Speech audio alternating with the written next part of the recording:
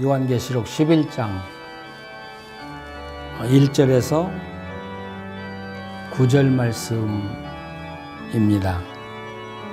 제가 1절에서 5절 말씀까지 읽겠습니다. 또 내게 지팡이 같은 갈대를 주며 말하기를 일어나서 하나님의 성전과 제단과 그 안에서 경배하는 자들을 측량하되 성전 바깥마당은 측량하지 말고 그냥 두라. 이것은 이방인에게 주었은즉 그들이 거룩한 성을 42달 동안 짓밟으리라. 내가 나의 두 주민에게 권세를 주리니 그들이 굵은 베옷을 입고 1260일을 예언하리라. 그들은 이 땅에 주 앞에 서 있는 두 감람나무와 두 촛대니 만일 누구든지 그들을 해하고자 하면 그들의 입에서 불이 나와서 그들의 원수를 삼켜버릴 것이요 누구든지 그들을 해하고자 하면 반드시 그와 같이 죽임을 당하리라. 아멘. 드디어 이 악의 무리들과 교회와의 전쟁이 시작이 됩니다. 전쟁을 할 때 가장 먼저 해야 될 것은 자기 군사들을 정비하는 것이죠. 하나님도 이 악한 자들과 함께 이제 싸움을 시작하는데 하나님의 군사들을 정비하기 시작합니다. 여기서 우리가 한 가지 짚고 넘어가야 될 것이 있습니다. 앞에서 짐승이라는 단어가 비춰지기 시작합니다.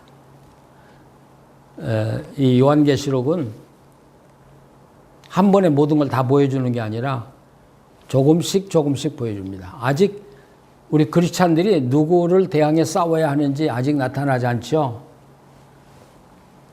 근데 이제 여기서 우리가 싸워야 할 대상은 바로 짐승이라는 말을 이제 하기 시작합니다. 짐승. 이 짐승이라는 이 표현이 13장에 가서는 아주 노골적으로 나타나고 그 후에 짐승과 짐승의 표를 받은 자들이 어떻게 망하는가를 기록하고 있습니다. 그래서 이 7절에 그들이 그 증언을 마칠 때 무저갱으로부터 올라오는 짐승이 그들과 더불어 전쟁을 일으켜 그들을 이기고 그들을 죽일 터인즉 이런 표현이 나오죠. 짐승.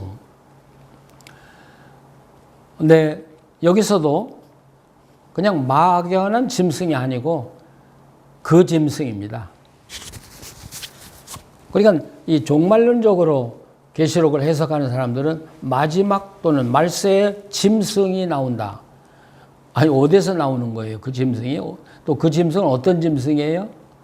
네, 요한계시록에서는 그렇게 막연하게 이야기하는 게 아니라 그 짐승이라는 표현을 쓰거든요. 우리가 대적해야 할 대상은 바로 그 짐승인데 여러분 그 짐승은 누구예요? 여기 보면 무저갱으로부터 올라온다. 그러니까 우리가 이걸 신비적으로 해석해요. 이건 그 뭐라고 말하죠? 마지막에 거짓 메시아, 예? 뭐 거짓 예수님의 재림주, 예, 사람들을 속이는 영 이런 표현을 하는데 여기 무저갱으로부터 올라왔다는 말은 사실 무저갱으로부터 올라왔다는 표현이 아니라 이 짐승의 뿌리가 어디냐를 이야기하는 것이죠. 그러니까 이 짐승은 바로 무저갱의 뿌리를 둔, 그러니까 사탄의 지원을 받는 또는 사탄이 보낸 자라 그런 뜻이죠. 그 짐승이에요. 그 짐승은 권력을 잡고 있고요. 이제 앞으로 우리가 계속 봅니다만은 경제적인 권세를 또 잡고 있고요. 또 종교의 숭배의 대상입니다. 이 세 가지가 합해진 게 바로 그 짐승인데 그럼 그 짐승이 누구겠습니까? 여러분 요한계시록에서는 그 짐승은 딱 한 사람밖에 없습니다.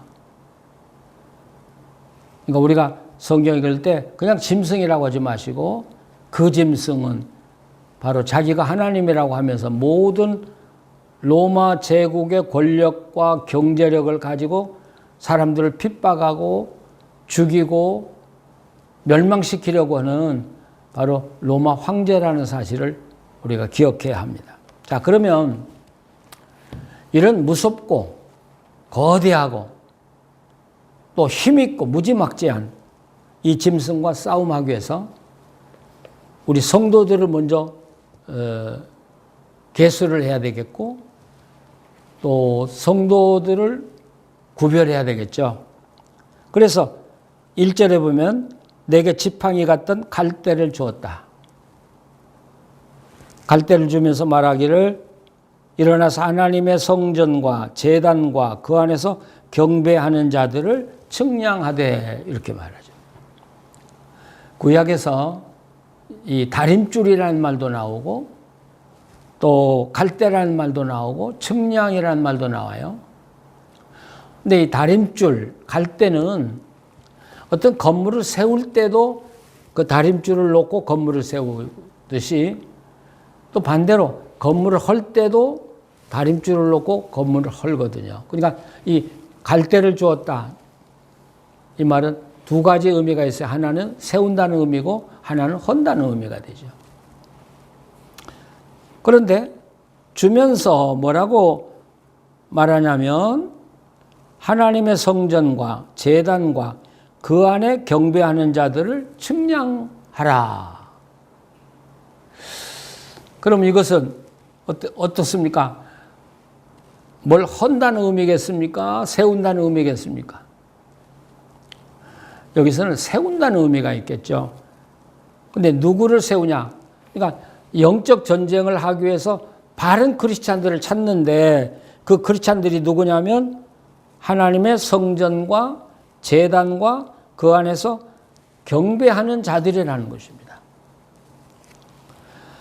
근데 이 요한계시록에서 성전 그러면 우리가 일반적으로 아는 그런 템플이 아닙니다. 성전이 아니고 지성소를 이야기합니다. 나우스라는 단어를 쓰는데요. 그러니까 하나님이 누구를 지금 계수하냐면 하나님의 지성소에 사는 사람들을 찾고 있는 거예요. 또 하나님의 제단 앞에 엎드려 있는 사람들을 찾고 있는 거예요. 그리고 그 안에서 경배하는 자들, 하나님을 진심으로 예배하는 자들을 찾고 있다는 것입니다. 하나님이 계산할 때 바로 이 사람들만 하나님의 사람들이에요. 이 사람들만 하나님을 위해서 또는 하나님과 함께 이 사탄을 배격해서 싸울 사람들이에요. 아무나 교회 다닌다고 해서 아무나 되는 게 아니라는 것이죠. 여기 하나님의 지성소에 사는 자들, 우리가 이 하나님의 그 지성소는 대제사장들만 1년에 한 번 들어간다는 거 우리가 다 알고 있어요. 그러니까 하나님을 만나러 들어가는 장소고 그 안에 가서 하나님의 지시를 받기 위해서 들어가는 장소죠. 오늘 이 땅의 크리스찬들을 하나님이 원하시는 게 뭐냐? 지성소에 사는 대제사장들 되기를 원한다는 것이죠. 그래서 우리가 요한계시록 첫 번에 나라와 제사장이라고 이야기했잖아요. 그것도 그냥 제사장이 아니라 대제사장이거든요. 그러니까 하나님은 단순하게 믿는 것을 원하지 않으셔요. 그냥 믿는다고 하고 우리 주님하고는 아무 관계없이 살아가는 자들을 하나님의 사람이라고 말하지 않습니다. 누구를 말해요? 성전 안에서 하나님과 함께 살아가는 사람들, 하나님과 함께 교제하고 사는 사람들, 그 안에서 진실로 하나님을 예배하는 자들이 하나님의 군사라는 것이죠. 좀 무섭죠? 지난번에도 제가 우리는 성도라는 말을 너무 가볍게 사용한다는 이야기를 했어요. 자, 두 번째, 2절에 보면 성전 바깥 마당은 측량하지 말고 그냥 두라. 이것은 이방인에게 주었은즉. 여기 보면 하나님은 이 세상에 살고 있는 사람들을 세 부류로 나누어서 보신다는 사실이죠. 우리가 1절에서 본 대로 지성소 안에서 하나님과 교제하고 사는 사람들, 경배하고 사는 사람들, 이게 첫 번째 하나님에 속한 사람이고, 두 번째 사람들은 성전 바깥 마당에서 살고 있는 사람들이에요. 원래 이 성전 바깥 마당은 이방인이 유대교로 개종한 사람들이 와서 예배드리는 곳이에요. 근데 예수님 당시에는 이 성전에 돈에 눈먼 사람들이 거기서 장사를 하고 있었죠. 여기서 상징하는 건 뭐냐면, 오늘 우리 알아듣기 쉽게 그냥 교회 다니는 사람들이. 우리 기도할 때 그런 기도 많이 해요. 성전 뜰만 밟는 자가 되지 말게 해주시고, 바로 그런 사람들을 이야기해요. 성전 뜰만 밟는 거에 와서 예배 드려요. 근데 하나님하고는 아무 관계없이 살아가는 사람들이 바로 성전 뜰에서만 사는 사람들이에요. 그러면 하나님은 이들을 하나님의 백성으로 계산했을까? 14만 4천으로 계산했을까가 문제죠. 네, 2절을 자세히 보시면 성전 바깥 마당은 측량하지 말고, 1절에서 하나님의 지성소에 사는 자들을 측량하라고 했어요. 그들은 하나님의 백성으로 삼았지만 성전 뜰만 밟는 사람들은 그 수에 집어넣지 말라는 거예요. 도리어 그냥 둬라.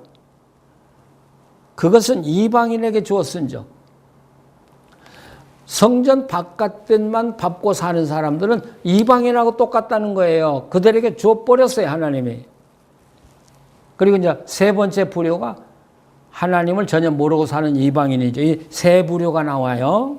그런데 이 성전 바깥 뜰에 사는 사람들과 이방인들에게 고난이 오기 시작해요. 그들이 하나님의 교회를 핍박하는데 거룩한 성을 42달 동안 짓밟을 것이다. 자, 이제 박해가 오기 시작하는 거예요. 그런데 아까도 이야기했습니다마는 성전 바깥들만 밟는 사람들이 영적 전쟁이 일어났을 때 누구 편이냐는 거예요. 하나님 편이 아니라는 거예요. 그들은 그냥 이방 편으로 들어가 버려요. 그래서 이방 사람과 함께 교회를 공격하기 시작하고 교회를 짓밟을 것이다. 우리가 이 요한계시록에 보면 숫자가 좀 나와요. 3년 6개월 나오죠. 42달이 나오죠. 그 다음에 1260일이 나오죠. 헷갈려요. 그런데 여러분 자세히 생각을 해보세요. 3년 6개월이나 42달이나 1260일은 똑같아요. 똑같은 날인데 표현을 달리하는 것이죠. 그래서 이것을 저는 하나님의 감정적 시간이다. 하루가 전령 같고 전령이 하루 같은 것도 실제 시간은 아니지만 감정적으로 그렇게 느껴지는 것이죠. 얼마 전에 우리가 미국에 있을 때 두째 며느리가 성탄이 가까이 오니까 부모님 쓰시라고 그 익스프레스 메일로 달러를 한 주먹 보냈더라고요. 이게 잡으니까 엄청 많아요. 그래서 그때 제가 아주 흥분했죠. 야, 이렇게 많은 돈을 보냈을까?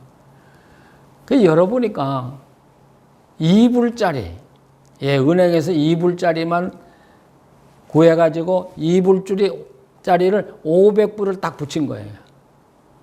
그때 전 느꼈어요. 500불, 100불짜리 5장 붙인 거 하고요. 2불짜리 250장 붙인 거 하고는 느낌이 달라요. 그렇죠? 네? 그러니까 하나님이 요한계시록에서 악한 자들이 교회를 박해한다고 할 때는 42달 동안 그냥 짧게 느껴지게 하신 거예요. 근데 성도들이 이 영적 전도에서 이길 때는 1260일, 그러니까 길게 이긴 것처럼 느껴져요. 근데 다시 말하면 이건 온전하지 못한 수라는 것이죠. 그러나 느낌은 다르게 표현을 하는 것이죠. 자, 전쟁이 벌어졌는데 이 악한 자들이 교회를 핍박하기 시작하는 것이죠. 요한계시록을 기록할 당시에 그때 온 세상에 있는 하나님의 사람들의 수가 한 5만 명 됐다고 그래요. 5만 명. 그런데 도미티안 황제라는 사람이 주후 96년에 기독교를 박해할 때 4만 명의 크리스찬들을 죽였어요. 여러분 5만 명에서 4만 명이 죽었다고 그러면 10,000명 남았다는 거죠. 10,000명에서 바깥들 밟는 사람 제하고 나면 몇 명이 있습니까? 교회가 망한 거예요. 그래서 여기 7절 말씀 보면 이제 이 하나님의 사람들이 증언을 마칠 때 무저갱으로부터 올라오는 짐승이 그들과 더불어 전쟁을 일으켜 그들을 이기고 그들을 죽일 터인즉 그들의 시체가 큰 성길에 있으리니. 교회가 완전히 망하는 거예요. 다 죽어가지고 그냥 길에 너부러져 있는 거예요. 여기 소돔이라고 한다고 하는 이야기는 바로 역설적으로 하나님이 소돔을 심판하실 때 거기에 죽었던 사람들의 모습을 이제는 하나님의 사람들이 죽어서 그 악한 소돔 땅에 널려있는 모습을 그리고 있습니다. 자, 그런데 그 이전에 하나님은 교회에 권세를 주셔요. 그래서 3절로 가면 내가 나의 두 증인에게 권세를 주리니 그들이 굵은 베옷을 입고 1260일을 예언하리라. 아까도 말했죠. 1260일이면 좀 더 길게 생각이 된다고요. 그러니까 하나님은 이 두 증인을 세워서 굵은 베옷을 입고, 베옷이라고 했습니다만 상복입니다. 여러분 상복을 왜 입어요? 이건 죽음을 결단했다는 이야기죠. 죽으면 죽으리라는 신앙으로 굵은 베를 입고 예수 그리스도를 증언하는 거예요. 그런데 이 두 증인을 4절에 가서는 두 감람나무 또는 두 촛대다 이렇게 표현을 하죠. 두 증인은 과연 누구일까요? 두 감람나무. 그래서 옛날 박태선 씨가 감람나무다 그러지 않았습니까? 그래서 얼마나 많은 사람을 현혹시켰습니다. 근데 우리가 이 요한계시록을 이렇게 볼 때 그 요한계시록에는 그 천사들의 찬양이 많이 나옵니다. 하늘의 찬양이 많이 나오는데, 근데 이 하늘의 찬양을 가만히 있고 보면 앞에 나오는 문장을 해석해 줄 때가 참 많아요. 그래서 이 11장 18절을 읽어보시면 이방들이 분노하며 주의 진노가 내려 죽은 자를 심판하시며 종 선지자들과 성도들과 또 작은 자든지 큰 자든지 주의 이름을 경외하는 자들에게 이렇게 표현하죠. 그러니까 이 두 증인은 바로 교회를 이야기합니다. 여기 18절에 해석했잖아요. 종 선지자들과 성도들과 작은 자든지 큰 자든지 주 이름을 경외하는 자들이 바로 두 증인이고 두 감람나무고 두 촛대죠. 그럼 왜 두 증인이라고 이야기하냐? 구약에서는 증인은 반드시 두 사람이 있을 때 효력이 있다고 그랬죠. 그러니까 주님께서 교회를 통해서 복음을 전할 때 두 증인이다. 완벽한 증인으로 복음을 전한다는 그런 의미에서 두 증인이라 이렇게 이야기를 하죠. 그런데 이게 감람나무 또는 촛대 이런 이야기인데 아마 이것은 스가랴서에서 빌려온 이미지라고 생각해요. 스가랴서 3장 1절에서 10절까지 또는 4장 6절에서 10절까지를 보면, 물론 여기서는 그 제사장 여호수아와 스룹바벨을 나타내죠. 근데 거기에 이제 그 7 촛대가 있고요. 감람나무가 있고요. 그 감람나무에서 끊임없이 기름을 공급해 줘서 이 불이 타도록 되어 있는.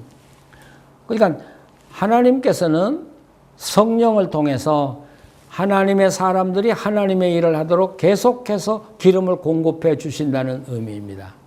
그런 의미에서 두 감람나무 그리고 이 두 촛대는 바로 두 증인을 이야기하는 것이죠. 하나님께서는 이 교회들로 하여금 하나님을 증언하고 또 예언하도록 권세를 주셔요. 아무도 해할 수 없도록 보호해 주셔요. 그래서 5절에 보면 그들을 해하고자 하면 그 입에서 불이 나와서 그들의 원수를 삼켜버릴 것이고 누군지 그들을 해하고자 하면 반드시 그와 같이 죽임을 당하리라. 그러면서 6절에는 엘리야처럼 예언하니까 3년 6개월 동안 하늘이 닫혀서 비가 오지 않게 하고 그리고 권능을 가지고 물을 피로 변하게 하고 아무 때든지 원하는 대로 여러 가지 재앙으로 땅을 치리로다.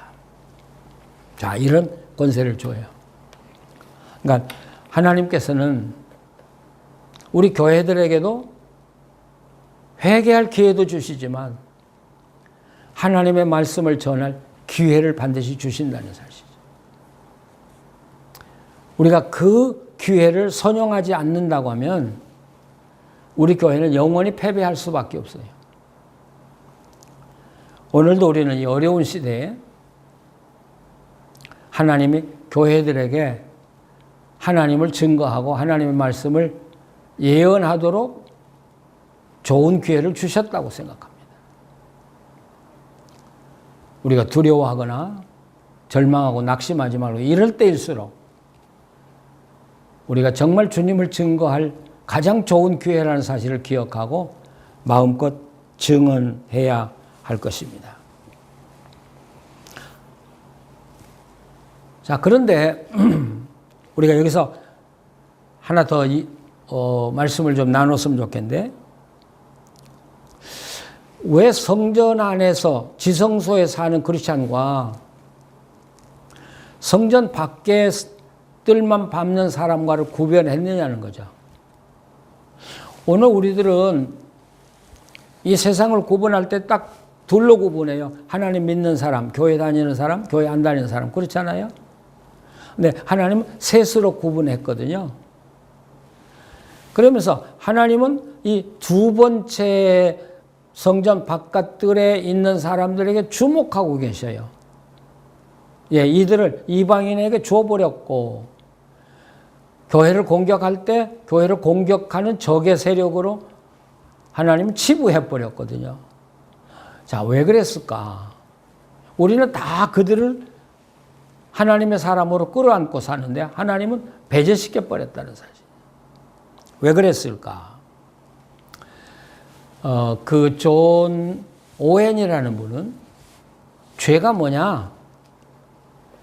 죄라고 하는 것은 그 사람 속에 있는 경향성이다, 그런 표현을 했어요. 다시 말하면 우리 사람들은 다 영혼을 가지고 사는데 그 영혼이 늘 세상을 향해서 바라보면서 살아가고 있느냐, 아니면 그 영혼이 하나님을 늘 바라보면서 살아가고 있느냐, 이 둘로 나누자는 것입니다. 이것을 요한복음에서는 거듭남이라고 표현했다고 보겠죠.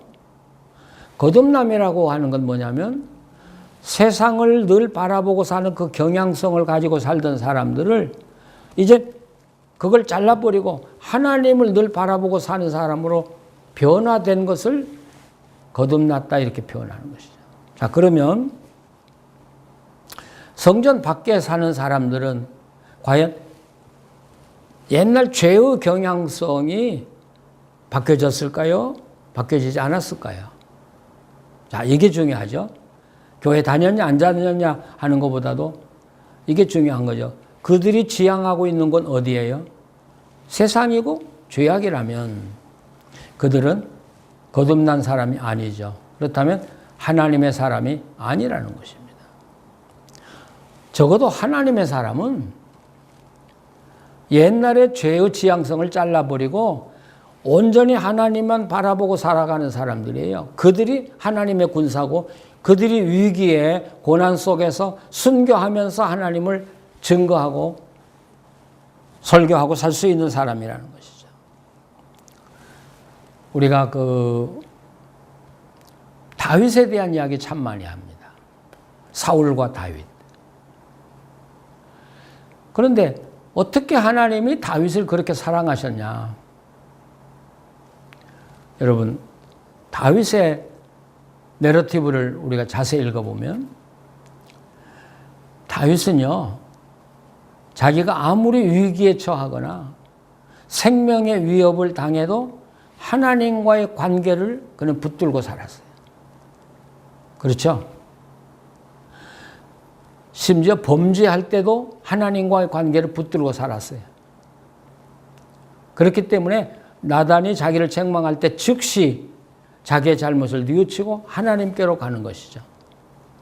여러분, 이게 거듭난 사람의 모형입니다. 네, 사울은 그렇지 않잖아요.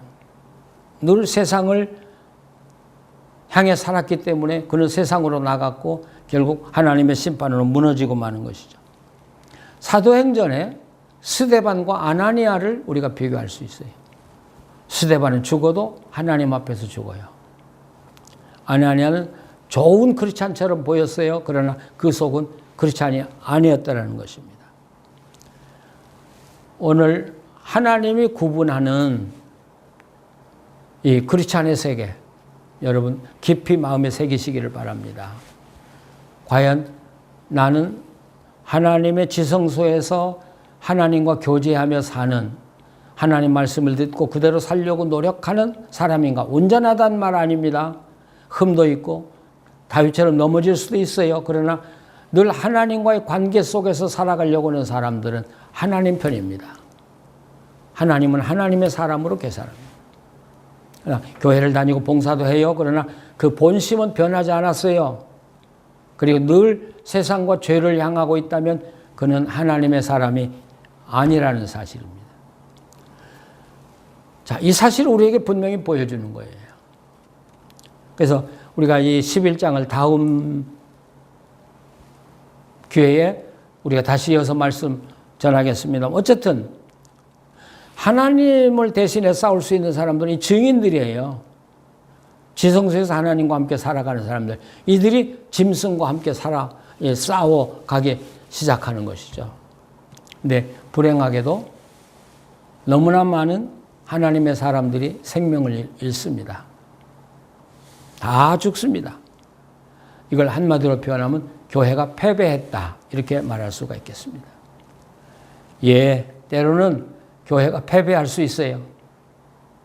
망한 것처럼 보일 수 있어요. 그러나 교회가 망했을까요? 교회가 영원히 패배했을까요? 아니, 하나님은 그렇게 교회를 버리지 않습니다. 이제 다음에 어떻게 그런 패배 속에서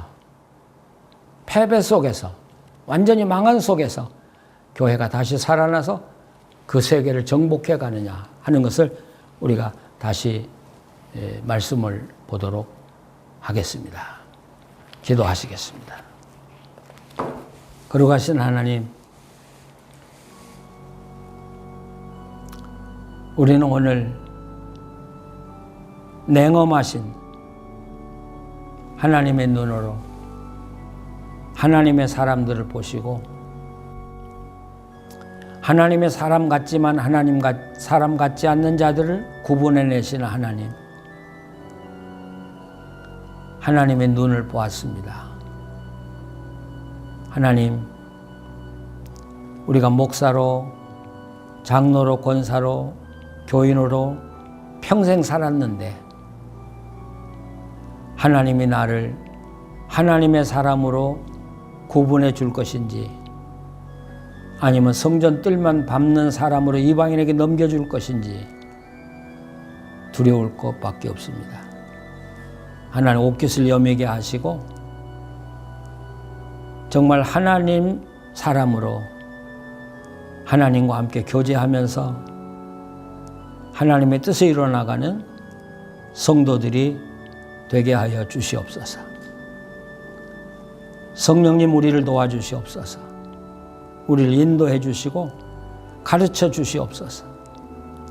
그래서 늘 예복을 빨고 그리고 거룩한 모습으로 하나님 앞에서 살아가게 해 주시옵소서. 우리 주변에 고통받는 그리고 신음하면서 하나님께 부르짖는 많은 성도들도 있습니다. 하나님, 이분들이 육신적으로 고통을 당하지만 그 고통 속에서 하나님께 가까이 가고 그리고 하나님을 만나고 하나님과 교제하고 사는 삶이 얼마나 복된 삶인가를 깨닫게 해주시고 이런 고난을 하나님 의지하는 믿음으로 넉넉히 이겨가게 해 주시옵소서. 예수님의 이름으로 기도합니다. 아멘.